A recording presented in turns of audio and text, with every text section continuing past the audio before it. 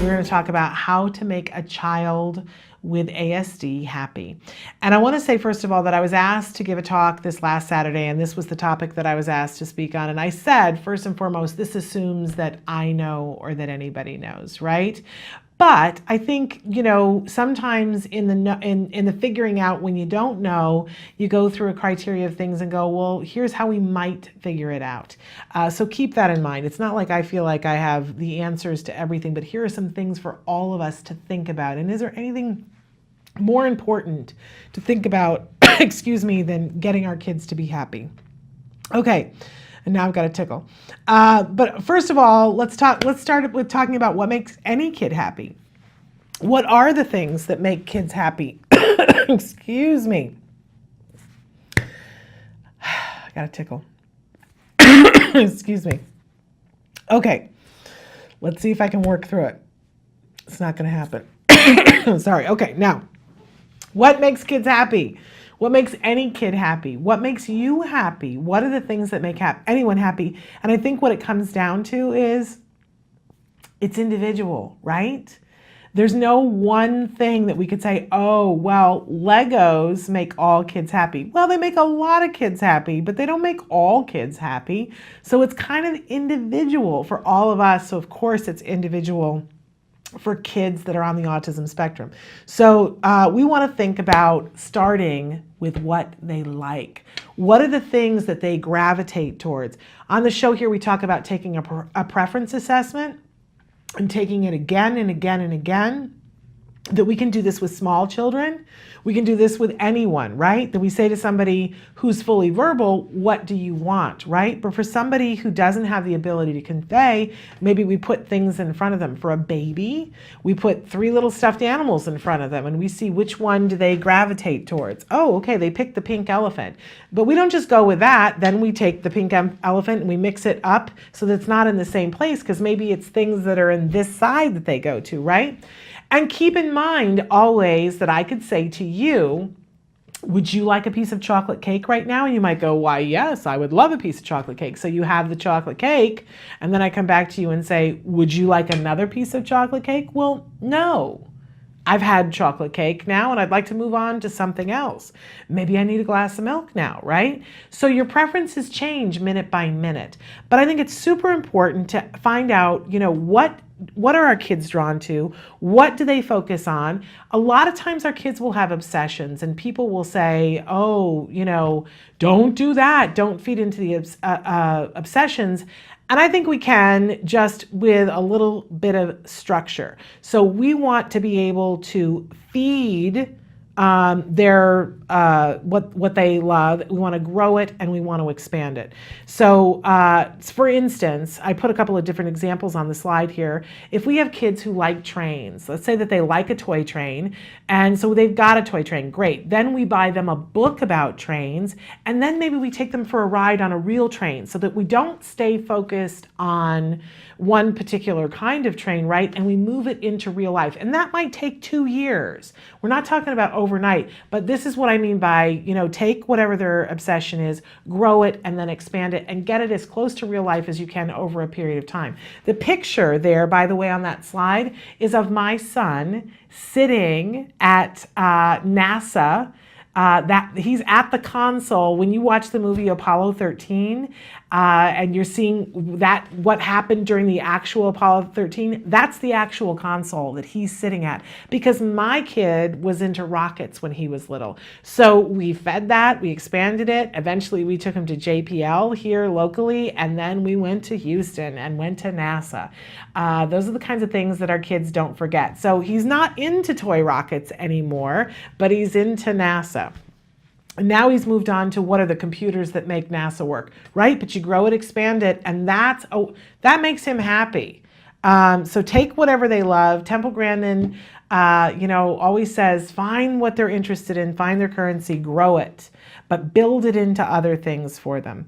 And then the joke always here on the show is whatever it is that you do, reinforce, reinforce, reinforce, right? And that's going to come up again and again in this topic, because we want to be able to take something that our kids like and we want to build on that. Let's start with praise.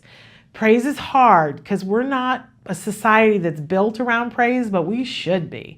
And praise does change everything. So if your child loves mashed potatoes, right? And they, they eat their mashed potatoes, give them the mashed potatoes and praise them and go, yay, right? So you're linking praise to the thing that they love.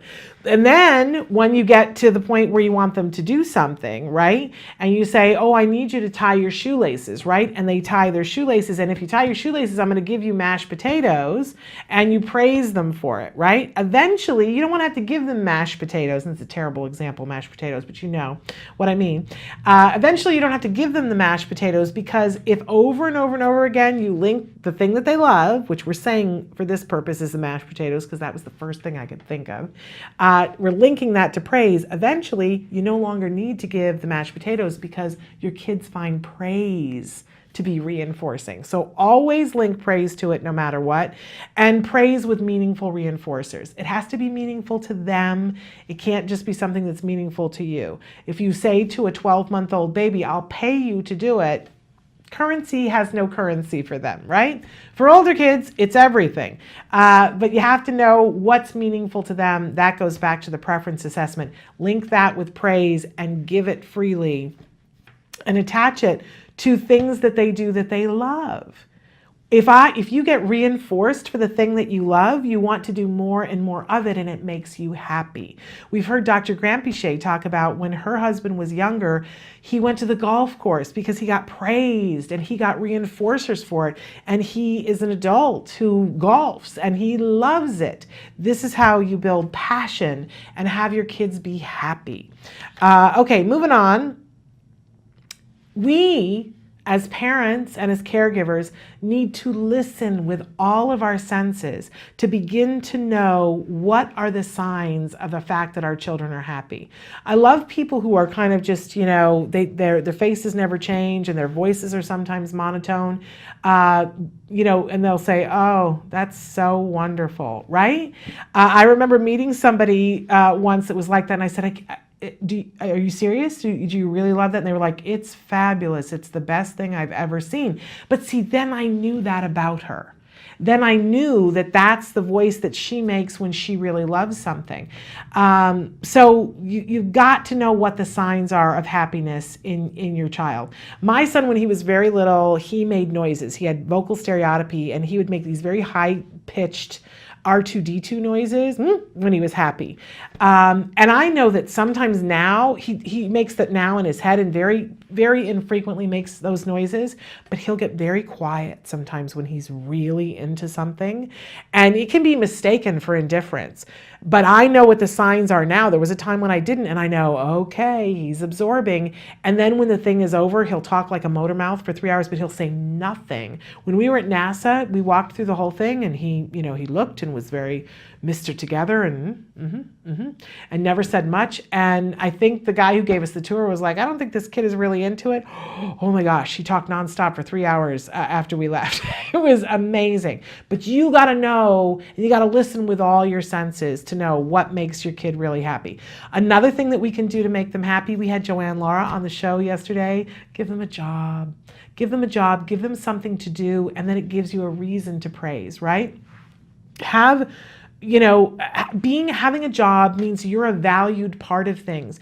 It gives you an opportunity to do instead of sit and descend into anxiety. It's really hard to be anxious while you're fulfilling a task, and it gives them the self-worth that we can't teach self-worth, but it can be experienced. So giving them a job, and it can be as simple as putting your toys away.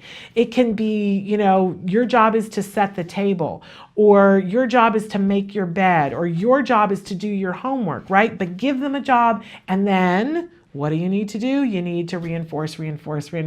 Praise and give meaningful reinforcers for them doing their job. And when we do that, then that makes them happy. A lot of times people think, oh, I don't want to put a demand on them. Well, put the right demand on first and work up to harder demands. But we all like it when we do something difficult and we get praised for it, right? Our kids aren't different than that. So definitely do that. And of course, my slide thing froze. There we go. Okay. We said to listen with all of our senses. We need to communicate with all of our senses too. Remember that there's more than one way. You can praise, you can hug, you can tickle, you can make faces, you can make noises. And we always, no matter what their receptive language ability, want to be languaging our good feelings about our kids. So often we forget to do that when our kids are nonverbal and we don't really know what their receptive language is. Assume that eventually they'll figure it out, and assume that your body is going to be communicating it too, and say to them, I'm so proud of you, and you're amazing, and you're the best kid ever, and I love you so much, and you're so fabulous. You know, say all the things and just keep piling it on. But do remember on our next slide here that it's important to know what your kids' love language is. How do they experience being loved? Do they experience it when you tell them? And that's some of our kids. Do they experience it when you hug them, when you give them a toy, when you do something for them, when you look at them? It's really important. We all have a love language, and it's really important that you start by knowing what your love language is and then finding out what your child's love language is. Because this is where a lot of misses and unhappiness in life are, is that I might be someone who feels love when somebody does something for me, right? So I'll go around and do things for people and think, oh, well, they feel loved because I did something for them, but they're people who need to be told. And so they're not getting anything. And I want, what's reinforcing is for them to feel loved. So I'm not getting anything and I'm wasting all of this energy, right? But you can also, here's the other part of it is when you know what your love language is, you can teach your child what your love language is. And there are ways to teach them that this is the way that they can make you feel loved. That not too long ago, I was able to say to my son, when you tell me, thanks, Mom, I really appreciated when you did X, Y, and Z for me. Man, it lights up my world like a Christmas tree. And he was like, really? And I said to him, yeah. And you know what? When you do that, it just makes me want to give you everything you want. So he was like, really? And, you could see him like mentally taking a note. Oh, so now suddenly, when I put down a plate of food in front of him or, I put his socks in his drawer, he's like, thanks, Mom. It's so nice that you do that for me. And I go, really? Oh, thanks. What do you want to do this afternoon, right? What would make you happy this afternoon, right? And so we're feeding on each other's love languages. When he was littler, that would have been a hard discussion to have, right? But if when he did it, I had known to praise him and say, oh, that means so much to me, and conveyed that with all of my body and all of my language, he would have gotten it sooner. You see what I'm saying? So know what your love language is, know what their love language is. Praise, praise, praise, praise, praise, right? Okay, the next tip is teach them how to play. We talk about this all the time, and I'll let you know, we're already working on the Festival of Toys here on the show, that it's so important that we have leisure skills because that reduces anxiety and it helps us to be a part of a part of society.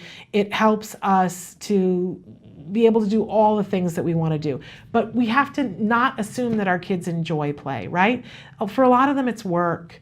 I always like to use the example of Angry Birds. Oh my gosh, everybody was playing Angry Birds and I looked at it and I was like, ugh, this looks like work to me. I don't really want to do it. It's not fun. And they're like, what are you talking about? It's so much fun. And it felt like work to me. Well, that's what it is for a lot of our kids. You set a Fisher-Price toy in front of them and they're like, that looks like work to me. But you can teach them how to use it. I was taught how to play Angry Birds and then I went, oh, I get it. This is why it's so reinforcing to people, right? And when we teach the child how to play with and interact with the toy, then they like it. But while we're teaching them how to play it, we can't assume that it's reinforcing then, so we have to reinforce play. Reinforce, reinforce, reinforce, right? We keep coming back to that because that is key to everything. And remember to link the praise to it so that praise is always going to be there. And our next tip here is that we have got to laugh and have fun and be silly and, tell jokes, play games, be ridiculous, do a craft with your kids, make up stories, use things in a way that they weren't intended for. So, or just be ridiculous, because these things teach flexibility, they reduce stress, they help your kids to be connected to you and to be connected to society, to be able to connect to other people. They increase coping skills and they improve communication. And it requires you to step out of the mold that you're in, right? But it's a fun thing to be able to do. And your kids, the bond that you'll have with your kids will be so much better, and to hear them laugh is a great thing. But I'll tell you, the single biggest thing is our next slide here. The biggest thing to do to be able to get to have a happy child is to model happiness.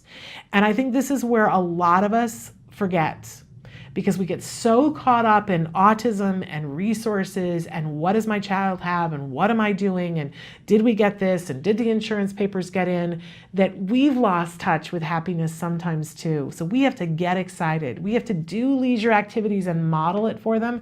We have to remember the hobbies that we did before our kids were diagnosed with autism. And I know I sound like a heretic right now, right? Because no, Shannon, we're busy and you tell us to take action. I do, but you've also got to feed yourself and your happiness so that your child knows what happiness looks like, because happy child only comes from happy parent. So absolutely essential that you get on the happiness train. And sometimes, you got to act it before you can be it. So sometimes, you plan something, you go, okay, we're going to do this family outing that we used to love. And, it's something that really makes me happy, but then it's the morning of and you're like, man, I just would really rather sit at home and watch TV. I totally get that. But so you motor yourself through it to do it. And then you get there and usually, something happens as a result that you go, oh, right, this is why we used to do this. It's not all going to be hearts and flowers, right? Some of it's a drag, but, motor yourself through it so that you can set the example for your kids. Sometimes they're not feeling it, but they get to the party and maybe, things get better. Okay, but it all comes down to how do you define happiness? And we've got a bunch of different definitions here. Happiness is the state of being happy. The struggle to find happiness in their life is the example that they give. That's right out of Merriam-Webster. A happy person is someone who experiences frequent positive emotions such as joy, interest, and pride. And the infrequent, though not absent, negative emotions such as sadness, anxiety, and anger. Because you can't be happy all the time. But look at the synonyms: pleasure, contentment, satisfaction, cheerfulness, merriment, gaiety, joy, feeling good, delight, good spirits, lightheartedness, well-being, enjoyment. These are all a part of being happy, and we need to possess that. But then my last parting words, because we're running out of time, is that I think the single biggest thing is that we must love them, see them, and accept them. And that is what makes our kids happy. Remember, we're on a journey, right? And we have places to go, and it's urgent that we get there. But joy only happens in the present. And we need to be with our kids in this present, in this moment. We need to love them for who they are and how they are exactly right now. And we need to see them clearly and know that they are of value and accept them exactly as they are. We are not perfect human beings. No one is perfect. We are all on a trajectory. Accepting and loving someone for exactly who and how they are in this moment in time does not mean that we're saying you're done or that there isn't anything to be worked on, ever. But it is essential. And when you come from that kind of love, anything is possible. Anything is possible. So love your kid, hug your kid, tell them that you love them and that you love them exactly the way they are. And if you're not there right now, know that you can get there and you will get there. And that it's imperative that you do, because your child is amazing. And you will feel that happiness well, and then you can give it to them.